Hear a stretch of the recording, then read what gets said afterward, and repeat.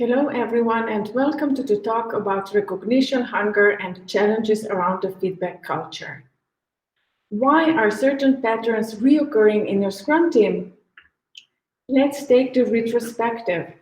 A technical lead makes a remark about not respecting the standard, and the developer answers that he does not agree with the standard. The whole discussion starts to derail. No matter what you try to do to prevent it as a Scrum Master, the same pattern will reoccur. Let's take another example. Christmas is approaching and you're looking forward to the next family reunion. Many of us have mixed feelings about this. This time around, I'll make sure to prepare myself mentally before. I will not get upset when my boss's sister says something. I will not let things get out of hand. But I know from experience that there is a high chance I will go wrong after a couple of drinks. In this talk, we explain the behaviors which may disturb team effectiveness, and we look into the ways how to prevent this. We finish the presentation with a couple of practical tools for Scrum Masters. My name is Tjasa Mesko, and I'm a Scrum Master at Swiss Re in Zurich. Privately, I enjoy playing table tennis. I'm a yoga practitioner and a yoga teacher.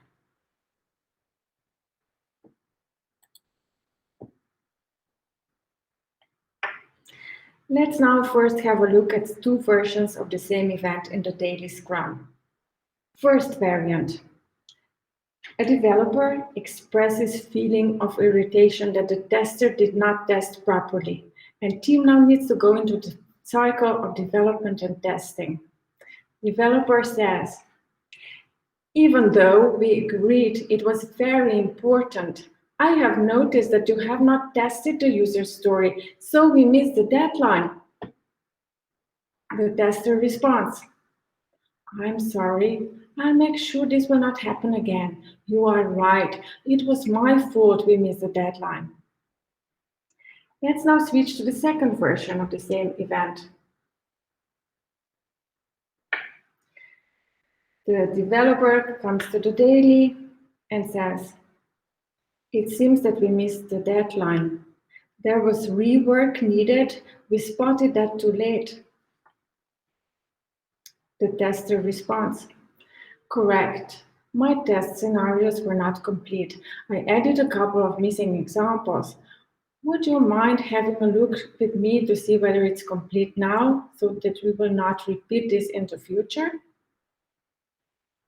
The two patterns we have just seen are different, right?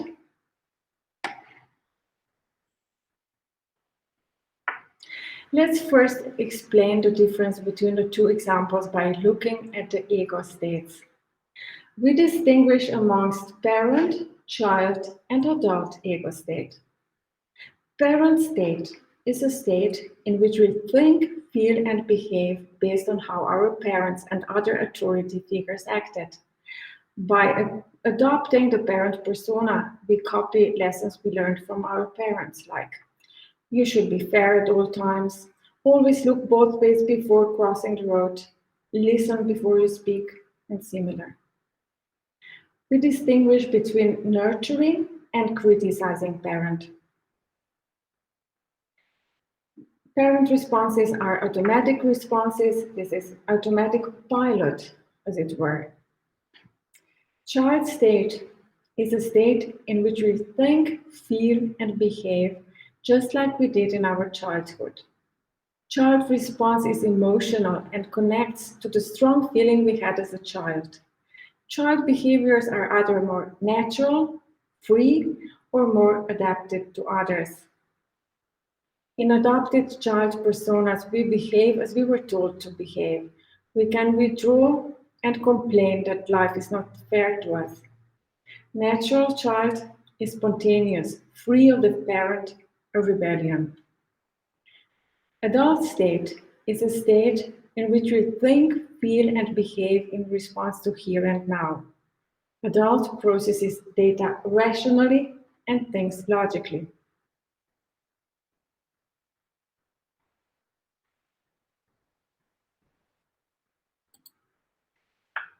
Well, let's now go back to the two versions of the daily Scrum and analyze the ego states behind the team members. In the first version, developer takes a critical parent role, critical parent ego state, and the tester reacts to this by taking the adopted child ego state. If the second player would have chosen to have taken the parent state as well, he could have said something like, "Of course, I have not tested everything. The development part was not complete anyway."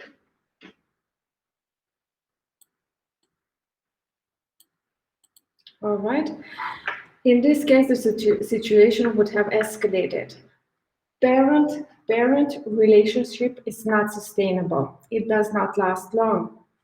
Tester could have chosen to take adult state and with this increase the probability that the first player would go into the adult state as well. And that would be our preferred option.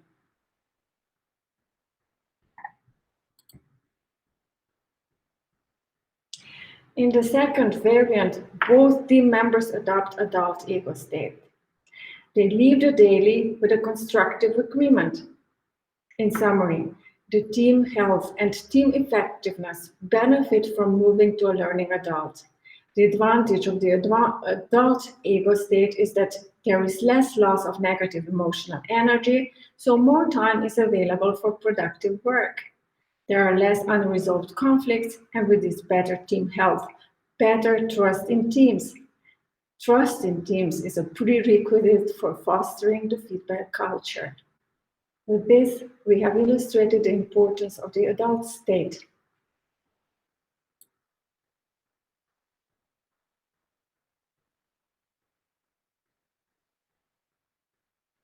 Now you may be wondering, why do we adopt parent and child ego states if the adult state is clearly more beneficial to the team? Why are we not always in the adult state? In order to understand this, we need to understand recognition hunger, a stroke, and a game. Recognition hunger is our basic need to be involved into something. A stroke is one unit of social interactions. Just to make things clear, we are not talking about a heart attack here. We are talking about social interactions. Here is an example of a stroke. Imagine you're walking along the street. You catch the sight of a neighbor coming in the opposite direction.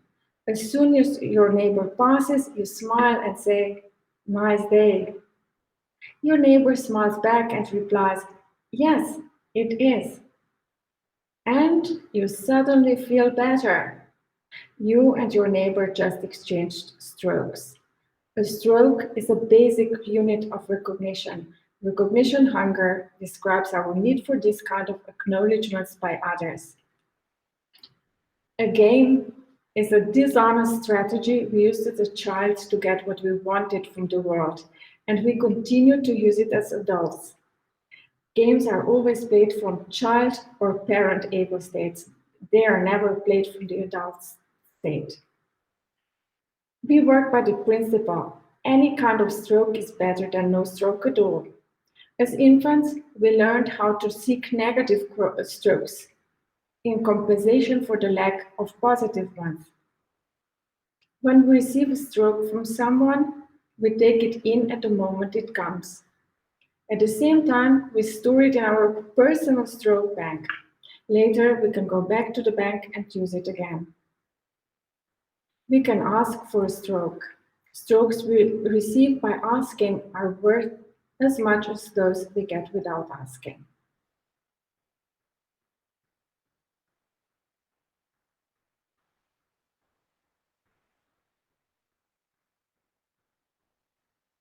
Strokes are verbal and nonverbal. Nonverbal strokes can be even more powerful than words. Here are some nonverbal strokes we all have experienced during our retrospectives. A team member enters the room, appears to be uninterested, keeps distance from the rest of the team, keeps distance from the Scrum Master. The Scrum Master receives a negative nonverbal stroke. Or another one, a team member comes late for the retrospective. The Scrum Master and the team receive a negative stroke.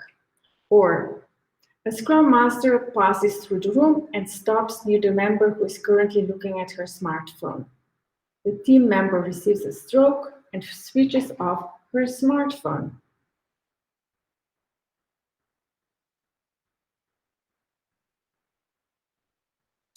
We do not wish games to enter our professional activities and influence the feedback culture. However, they do. Games have an immediate effect on the team, but they can also have an effect on the team on long term. They can affect the team health. The probability of a game increases with job insecurity, political games, stress, lack of psychological safety, in short. Here is an example of a game at the office floor. A team member expresses an issue she has with a user story, and other team members offer ideas in order to overcome this issue. The team member refuses all proposals, better. This game is called Why Don't You? Yes, but. For every proposal, there is an explanation why it can't be done. Eric Byrne, the author of Transactional Analysis, described 36 different games in the book Games People Play. The advantage of this approach, Eric Byrne defined, is that it is easy to understand and it is easy to apply.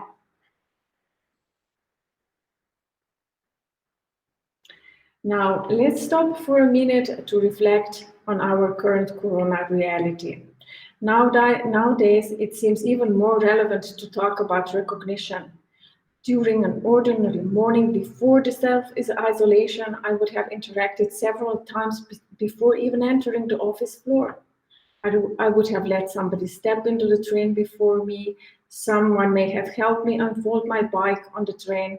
There would be an elevator to take, and with this a chance to exchange a couple of words there. There is usually somebody in the parking area in the office basement, and there are some sporty, cheerful ladies to talk to in the change room. Interactions like this helped me to get through the day. So after the initial state of euphoria at the beginning of self-isolation, as I was able to avoid so many different negative strokes, or so I thought, I started using up my stroke bank, and what is left of it is rapidly fading away. I am self-diagnosed as stroke deprived. Many people, and with this, many Scrum teams members are suffering from this. What is then the role of the Scrum Master knowing all this?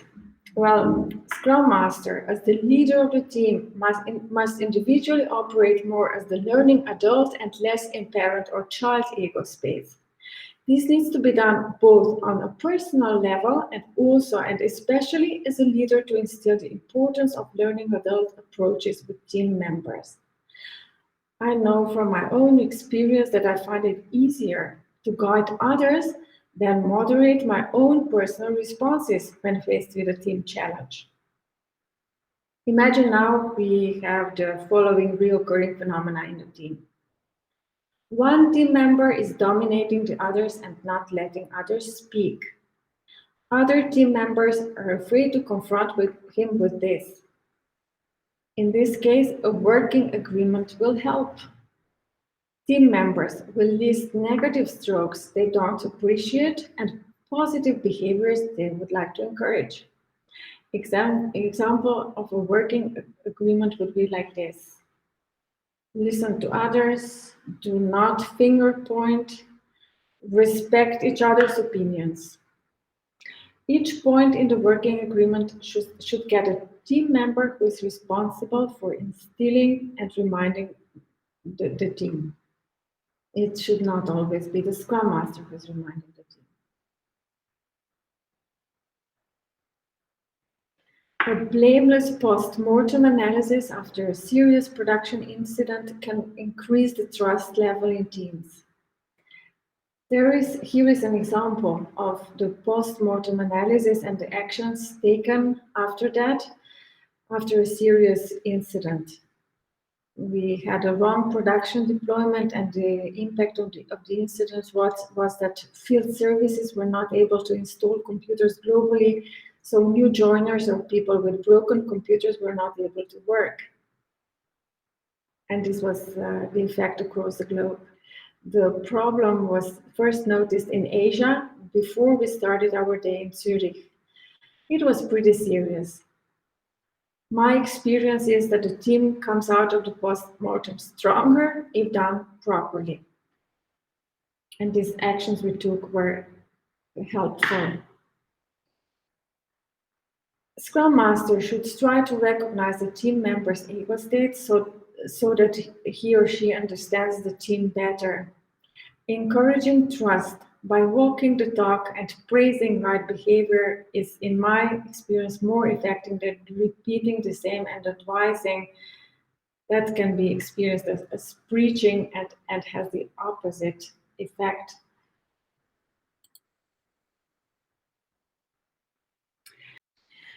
We have stressed the importance of the adult ego state. So what can we do in order to stay in that state longer? First of all, awareness. Awareness of the game is the first step. Recognizing the game somebody plays with us is very useful. Some games we are playing unconsciously. It is important to recognize the difference between being reactive. Here we fall back to our primary child or parent state, and being responsive. Here we take a minute to reflect and consciously stay in the adult state. Psychotherapy can help us strengthen the adult state and with this prevent falling into the game. And finally, mindfulness, meditation, and yoga may work for some people. A couple of continuous long breaths, 3 may be enough, in the crucial moment will help us stay in the adult state.